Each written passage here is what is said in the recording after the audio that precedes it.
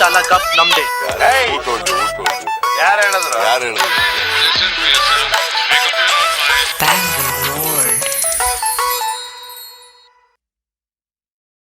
And at that time I was working with my elder brother lived in States back then.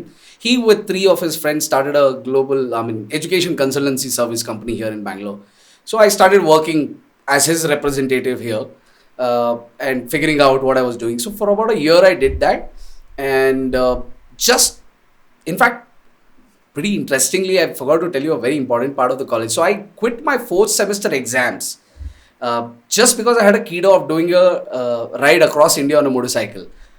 So I used to go to Java City back then, and I came across a club called Bangalore Motoring Club. Then this, old guys, I shouldn't be calling them old. Compared to you, I guess. Yeah, older. You were in college.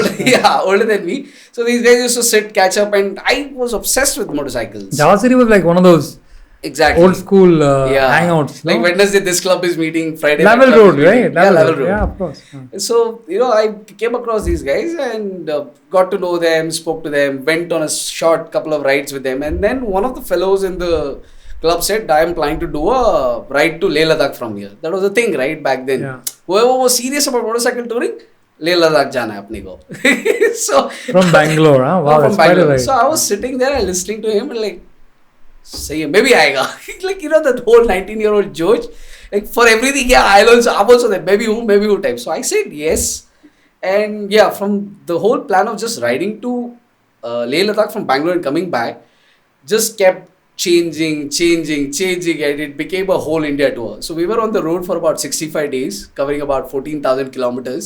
What you traveled from Bangalore, okay, all the way through the East Coast. Of course, Northeast got missed out for us, unfortunately. But through the entire East, Central India, then moved up to Leh, then came down to the western part, rode all the way across through the western states, and then finally ended in Bangalore. So you guys rode for 2 months? 2 months, yeah. So when you say 2 months, are you talking about riding every day? Or more or less. And some places 2 days, 3 days we stopped over. You stopped, okay. Yeah. But totally the whole journey lasted for about 65 days. And we covered about 14,500 kilometers. That's insane, man. And that too, so this guy was riding a RX-100 and I was riding a Pulsar. You were riding a Pulsar? An RX-100? RX-100. So for 14,000 kilometers? Yeah. That's crazy, man. That was life-changing. But here's my question. How did you... You were 19, so stupid question to ask. How old was the other guy? He was 31 then? 32, 31. They're still pretty young, but much older than you. Did you not think of the dangers? I did. I was like, I always ask myself this question. These guys, I love hearing these stories, and I ask myself only one question. How did, I'm shitting bricks just hearing of story, okay?